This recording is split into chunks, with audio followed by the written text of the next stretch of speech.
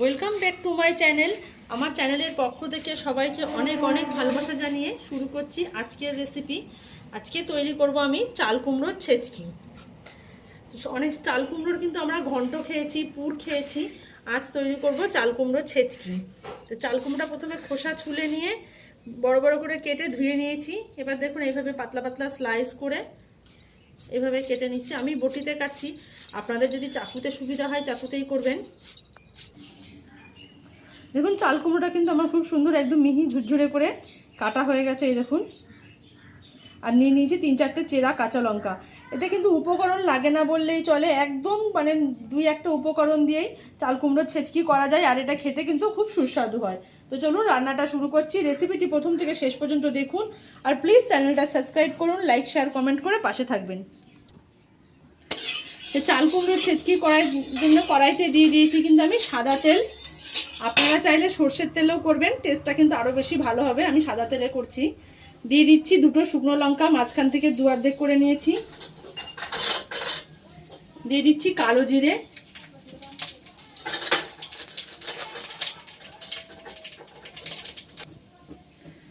গোটা সর্ষে। এই শুকনো লঙ্কা, কালো জিরে আর সর্ষে এটা ফোড়ন দিয়ে কিন্তু আজকে আমি রেসিপিটা তৈরি করব। সাধারণত ঘন্ট করার সময় কিন্তু আমরা সাদা জিরে আর তেজপাতা ফোড়ন দিই, এখানে শুকনো লঙ্কা, কালো জিরে আর সর্ষে। সর্ষেটা কিন্তু তেলের মধ্যে চটপট করে ফুটে গেছে, ফোড়নটা হয়ে গেছে। এবার দিয়ে দেবো আমি এই কাঁচা লঙ্কাগুলো। কাঁচা লঙ্কা দেওয়া হয়ে গেছে, এবার দিয়ে দিচ্ছি এই চাল কুমড়োটা।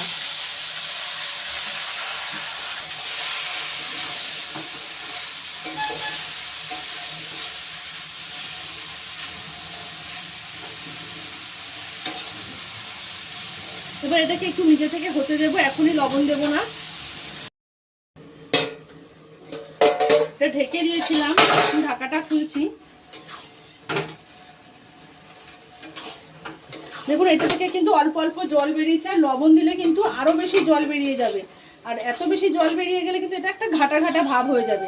তাই আগে কিন্তু নুন হলুদ দেবেন না, কিছুটা হয়ে যাওয়ার পরে যখন জল বেরিয়ে যে জলটা শুকিয়ে আসবে আর কুমড়োটাও সেদ্ধ হয়ে যাবে, সেই সময় নুনটা দিতে হবে।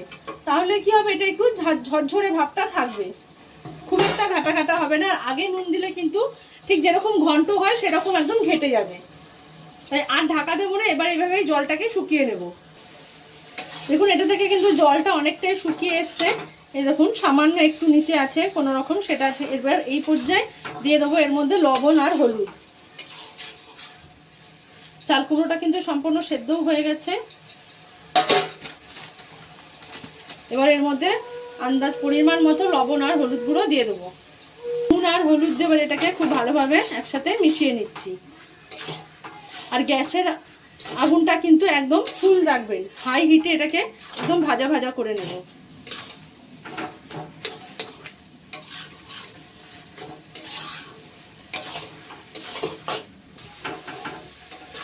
দেখুন এটা জল কিন্তু অনেকটাই শুকিয়ে এসছে।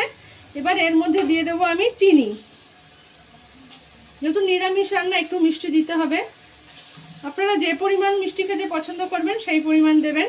আমি এখানে 2 চামচ মতো দিয়েছি, 4 চামচে। এবার চিনিটা দিয়ে আরও একবার ভালোভাবে মিশিয়ে নেব।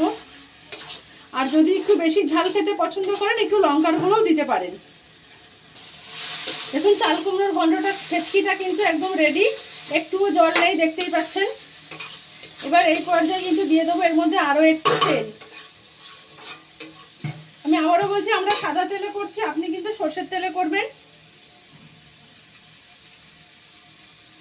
যেহেতু সাদা তেল দিচ্ছি, তেলটা দিয়ে আরো একটু সময় ভেজে নেব।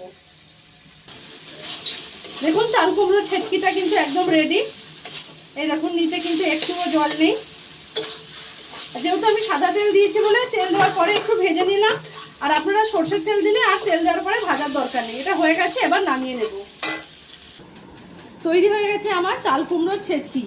বিনা মশলায় একবার এভাবে চাল কুমড়োর ছেচকি বানিয়ে গরম গরম ভাত কিংবা রুটি, পরোটা সব কিছুর সাথে কিন্তু অনায়াসে খাওয়া যায়, আর খেতেও কিন্তু খুব সুস্বাদু হয়। বিনা মশলায় বলি যে খেতে ভালো হবে না এরকম কোনো ব্যাপার নেই।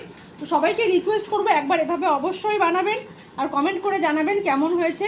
ভালো লাগলে চ্যানেলটি সাবস্ক্রাইব করুন, লাইক শেয়ার কমেন্ট করে পাশে থাকবেন। সকলকে অনেক ধন্যবাদ। দেখা হবে পরের কোনো ভিডিও।